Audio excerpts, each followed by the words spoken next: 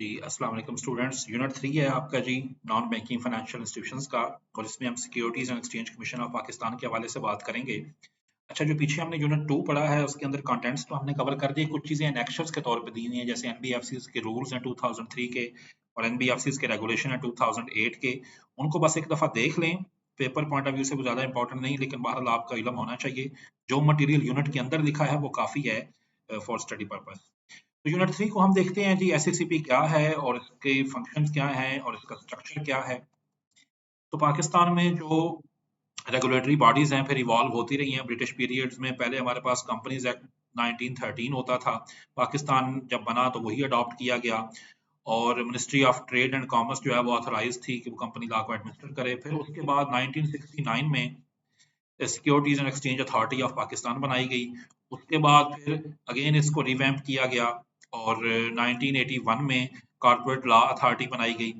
उसके बाद मजीद इसमें चेंजेस लाई गई और 1997 में securities and exchange commission of Pakistan SCCP बनाया गया। अब एससीसीपी प्रेजेंटली फंक्शन कर रहा है एससीसीपी एक्ट 1997 के तहत। अब ये इसका इसका जो चीफ बॉडी है वो ऊपर securities and exchange policy board है जो पॉलिसी सेट करता है।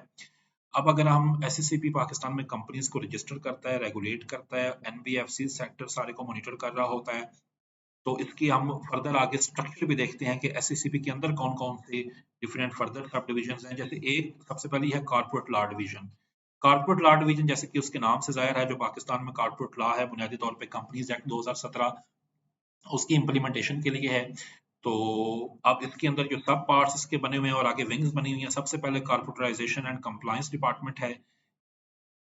अब ये कंपनीज की रजिस्ट्रेशन और इनके मामला से डील करता है, जिसमें रजिस्ट्रेशन, लिटिगेशन और एडवाइजरी विंग है।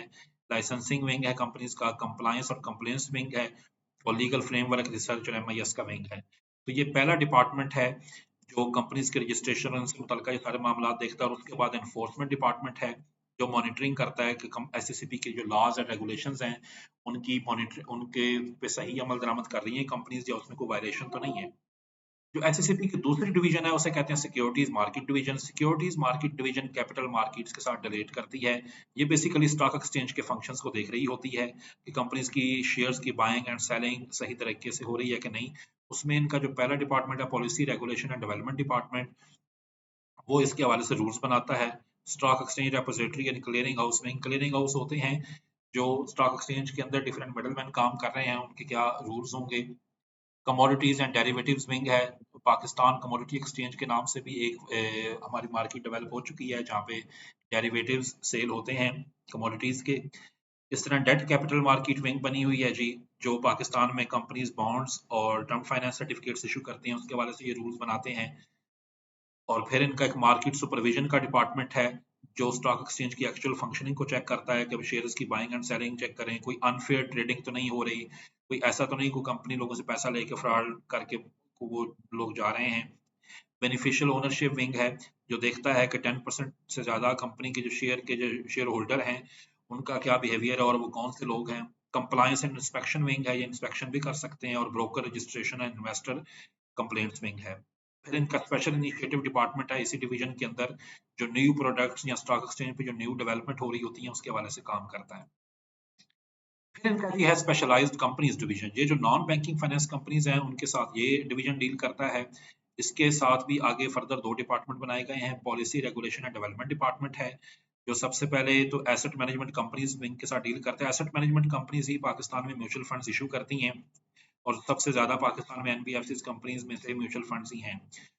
उसके बाद NBFC litigation and advisory wing है जो लिटिगेशन और एडवाइजरी मैटर्स देखता है। फिर real estate investment trust, pension and equity fund wing है, मुदारबा विंग है। इसके बाद इनका एक सुपरविजन डिपार्टमेंट है जो ऑन साइट सुपरविजन करता है एनबीएफसी की ऑफिस को में जाके, और वहां पे इंस्पेक्शन करता है कि मामला किस तरह चलाए जा रहे हैं। ऑफ साइट इंस्पेक्शन करता है। और इन्फोर्समेंट विंग भी है जो एनबीएफसी से मुतल्लिका रूल्स की इन्फोर्समेंट देखता है।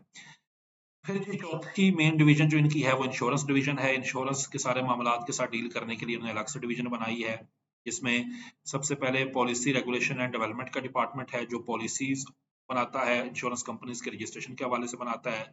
और फिर री इंश्योरेंस, लिटिगेशन और एडवाइजरी विंग भी मौजूद है। इस तरह इसी में सुपरविजन डिपार्टमेंट है जो ऑन साइट और ऑफ साइट इंस्पेक्शन करता है और इन्फोर्समेंट को देखता है। तो ये एससीसीपी का ऑर्गेनाइजेशनल स्ट्रक्चर था जिसमें 4 मेन डिविजन्स हैं। इसके अलावा एससीसीपी के अंदर एपलेट बेंच है, एक पूरी अदालत है जो कंपनीज के केसेस हैं उनके अपील्स को हेयर करने के लिए, और एससीसीपी जो फाइन, जुर्माने या पनिशमेंट देता है उनके अगेंस्ट अपील्स की जा सकती हैं। इंटरनल ऑडिट का डिपार्टमेंट है जो एससीसीपी के इंटरनल मामला की ऑडिट के लिए है।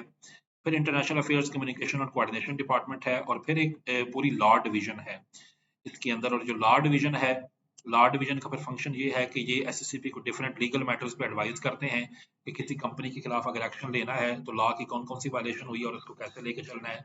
लिटिगेशन विंग है जो कोर्ट केसेस वगैरह होते हैं उनको ये देखते हैं, और लेजिस्लेशन विंग है जो न्यूज लॉ फ्रेम करने होते हैं कॉर्पोरेट सेक्टर के हवाले से या एनबीएफसी के हवाले से, उसमें ये एडवाइस करते हैं।